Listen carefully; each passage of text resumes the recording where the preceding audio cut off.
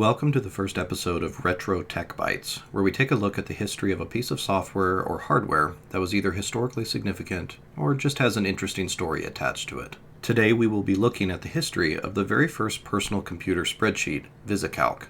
And for that, we need to go all the way back to fall of 1977 at the Harvard Business School, where a first-year student has just encountered an incredibly tedious task. Dan Bricklin had been a programmer for about 4 years, both as an employee of Digital Equipment Corporation, a major player in the mini-computer computing world of the 1970s, as well as for himself as an independent software developer. However, by 1977, Bricklin felt that programming was actually getting to be so easy that he would be out of a job in the future if he didn't do a career switch. As hard as it is to imagine this now, in the 1970s, higher-level programming languages like COBOL, Fortran, and Smalltalk had brought a new accessibility to programming, especially when compared to the programming world of the 50s and early 60s. Given the comparatively greatly reduced barriers to entry, Bricklin felt that the world would soon have a marked oversupply of programmers, and so he decided to enroll in the Harvard Business School and get his MBA in preparation for a new career in the business world. As a fresh MBA student in fall of 1977, Bricklin's production professor introduced him to production planning using a matrix that could easily span multiple blackboards across multiple rooms. This matrix of rows and columns was used to create what-if scenarios, where changing the value in one cell, for example employee wages, sent changes rippling across all related cells. This was great for modeling various business cases, and was a fairly common business tool at the time, but it was also a brutally tedious one, as every change in a cell had to be manually recalculated by hand.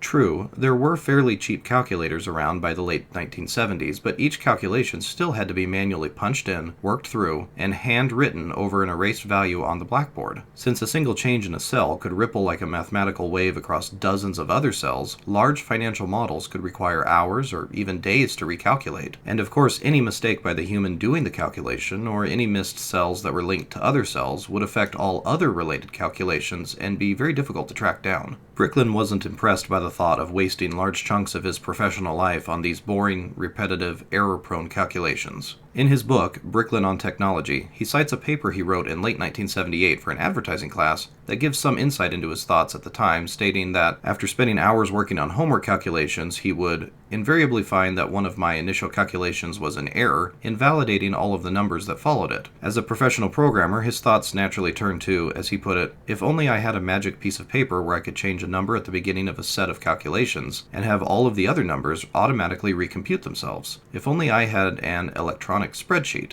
And he started thinking about using one of the new personal computers to do these calculations automatically. This was not necessarily an obvious idea. In 1978, there were only about 200,000 personal computers worldwide. The world's first significant personal computer, the Altair 8800, had only come out 3 years previously, and the heavy hitters of the Commodore PET, TRS-80, and Apple II had just come out the previous year and were still gaining traction. The Apple II in particular was lagging the other two systems, having only sold about 20,000 units total in 1978. Mainframes were embedded in companies large and small, but they were largely used for things like inventory management, payroll processing, and things of a similar nature, frequently batch-related. Financial software did exist, including packages like Foresight and Business Planning Language, but these were more timeshare focused, were not really interactive, required considerable training to use, and were solely focused on mainframes designed to service many simultaneous users. According to one source, spreadsheet-type applications were readily available on mainframes and timesharing computers, usually in the form of financial modeling packages, but the lack of interactivity limited their usefulness. They were primarily tools requiring professional support to use, and they were frequently not real-time. Additionally, the time-sharing systems cost hundreds or even thousands of dollars a month in fees to access, further limiting their reach and usefulness. The name spreadsheet did exist, although it typically referred to the physical matrix-based financial models that Bricklin saw at Harvard Business School. The lack of interactivity in systems such as the pioneering LANPAR system from 1969 greatly limited their usefulness, since there was no easy way to sit in front of a computer screen and start playing with various financial scenarios in real time.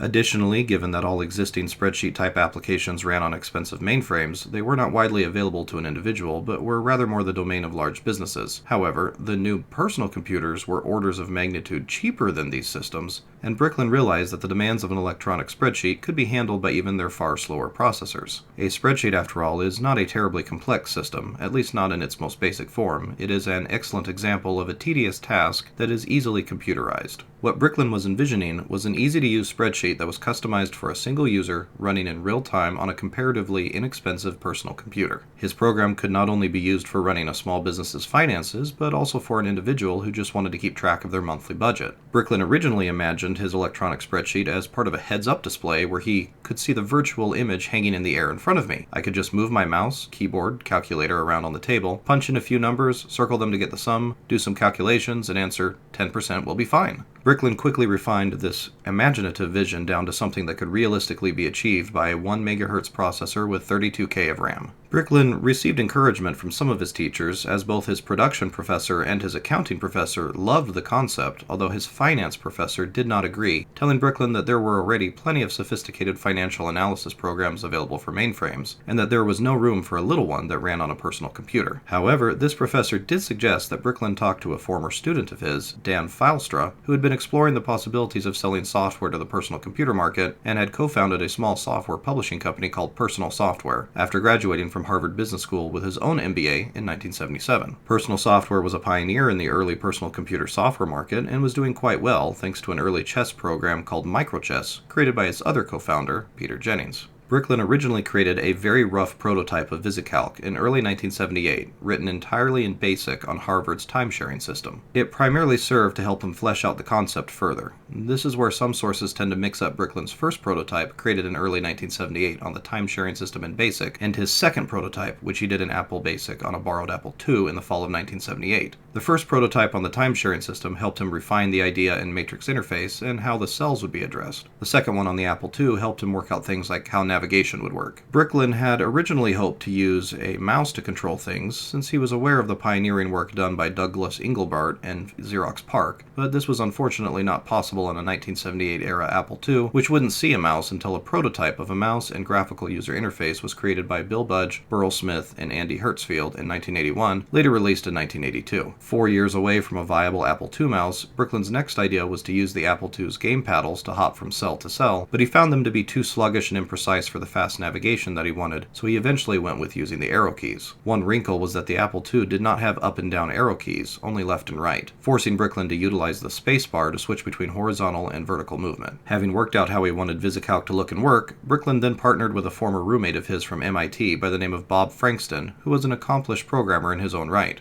The two of them formed a small company called Software Arts with the goal of developing a full version of VisiCalc for retail sale. Frankston would be the one to actually program the full version of VisiCalc, using Bricklin's prototypes as a reference and with constant refinement and feedback from Bricklin. A veteran programmer, Frankston had been programming since the 1960s, and his handling of the coding allowed Bricklin to focus on the high-level view of exactly how all the pieces of the program should work, as well as start writing some of the user documentation. Backing up slightly, when Bricklin spoke with Filestra, he was very interested in VisiCalc and quickly offered to publish it through Personal Software. Filestra was also responsible for the choice of the Apple II as the initial target platform. The Apple II was chosen purely because Filestra had both it and a TRS-80 on hand in fall of 1978 when Bricklin first spoke to him, and since he wasn't using the Apple II, that was the one he loaned to Bricklin, who then used it to create his second prototype. This Apple II was solely used for developing the second prototype. It was not used to develop the actual retail version. Bricklin had no personal preference between the TRS-80, the Commodore PET, or the Apple II, as he owned none of them, and thus the enormous sales benefit that Apple gained from being the initial VisiCalc target platform happened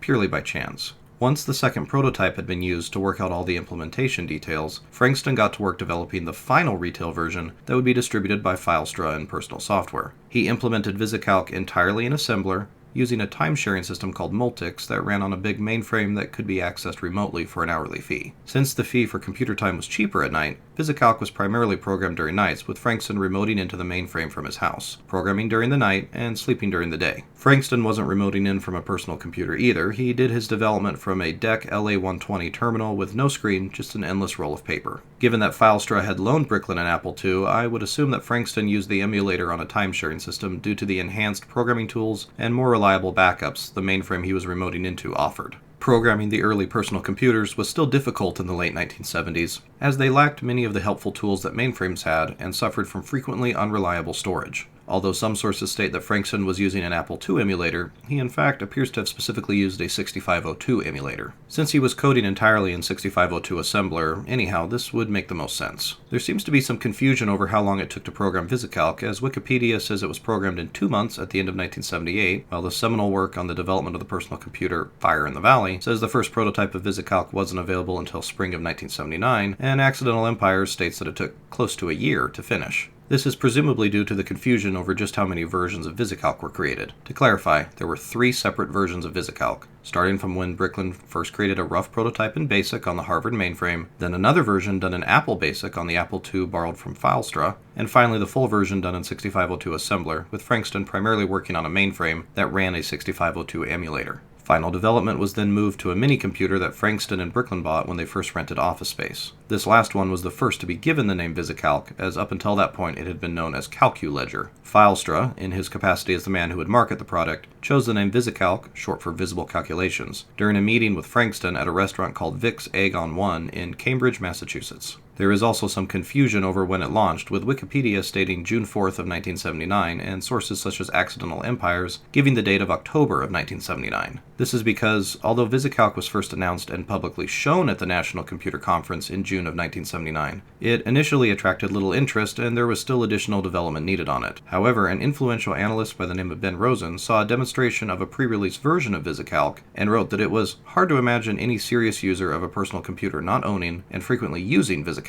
He additionally stated that VisiCalc seems to be unique in the computer industry. Mainframe people I've shown VisiCalc to claim there's nothing like it available on conventional machines. His prediction would soon be put to the test, but first VisiCalc needed to complete development.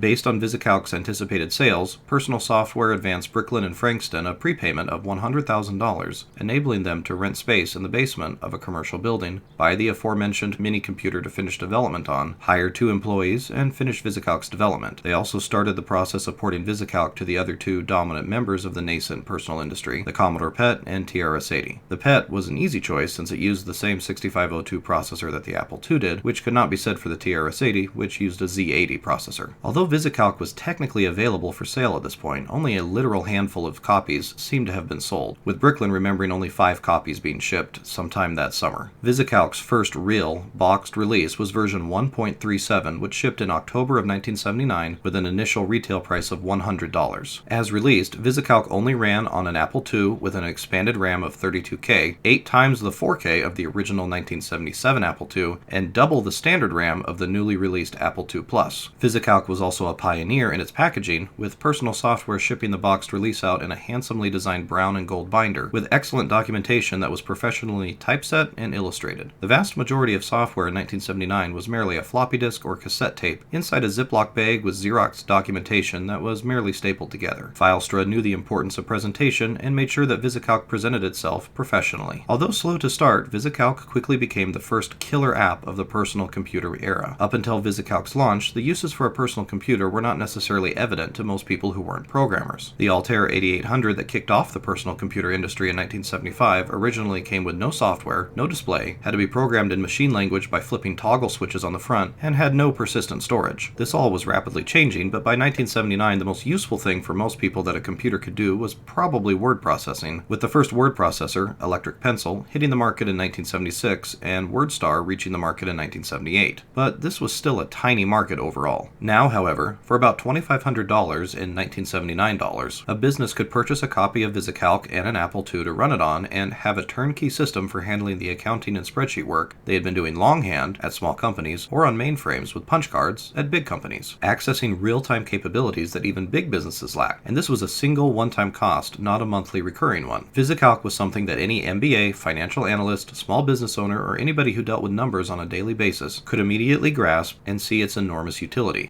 I remember when Dan Filestra, who ran the company that marketed the first spreadsheet, walked into my office at Apple one day and pulled out this disk from his vest pocket and said, I have this incredible new program. I call it a visual calculator, and it became VisiCalc.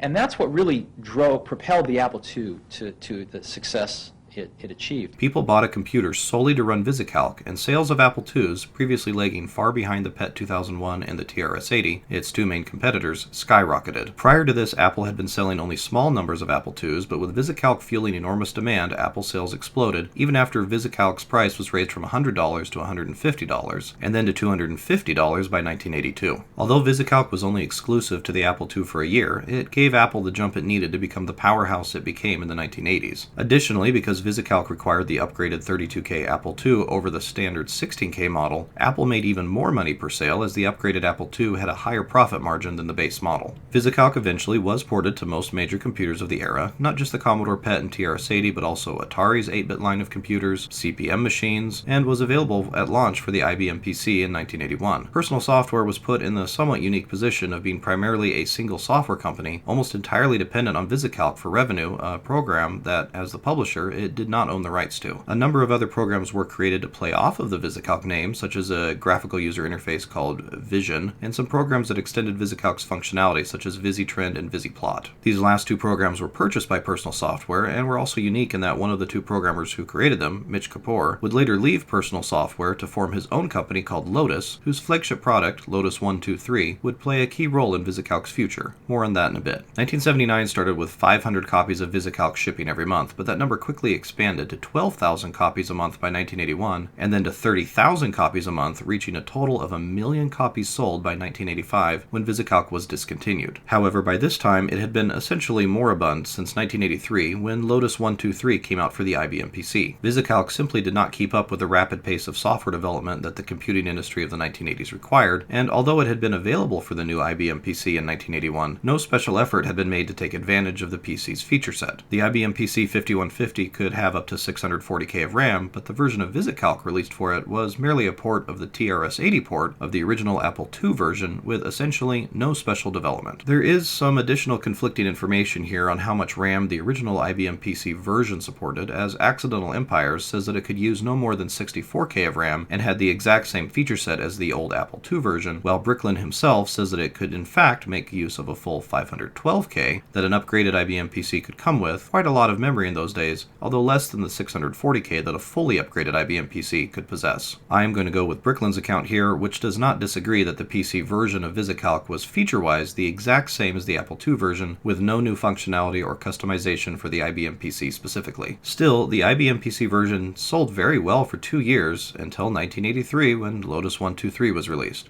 Lotus 123 was released solely for the IBM PC. It was developed to run as fast as possible on it, as it solely targeted the IBM PC's 8088 processor, and it was written in 8088 assembler. It also boasted a vastly expanded feature set over VisiCalc, whose sales quickly fell off the proverbial cliff. Other competitors, such as SuperCalc, also played a role in marginalizing VisiCalc, but it was Lotus 123 that really killed its hopes in the marketplace. Additionally, a legal battle erupted between Personal Software and Software Arts that sucked up much time and money on both sides, and ensured that little time and attention was given to developing VisiCalc further. In brief, Personal Software had come to feel that the royalty agreement it had signed with Software Arts, giving them 37.5% of every copy of VisiCalc sold, was far too high, and indeed it was over twice the 15% royalty that became common once the software industry matured a bit more in the 1980s. However, Bricklin and Frankston felt that since they had a signed contract for the 37.5%, and both sides were making quite a bit of money, there was no reason for them to negotiate with Filestra and Personal Software over the issue. This wasn't the reason for the lawsuits erupting, but it was an underlying source of stress between the companies that exacerbated matters. Another source of tension between the companies was Personal Software rebranding itself as VisiCorp in 1982 and minimizing Software Arts' name and connection with VisiCalc, the product it had created and still owned. Bricklin and Frankston had been working on a new and improved version of VisiCalc called VisiCalc Advanced Version that had a raft of new features and would have been far more of a feature competitor to Lotus 123 on the IBM PC had things gone differently. Unfortunately, it was doomed by two poor choices. The first one was that it wasn't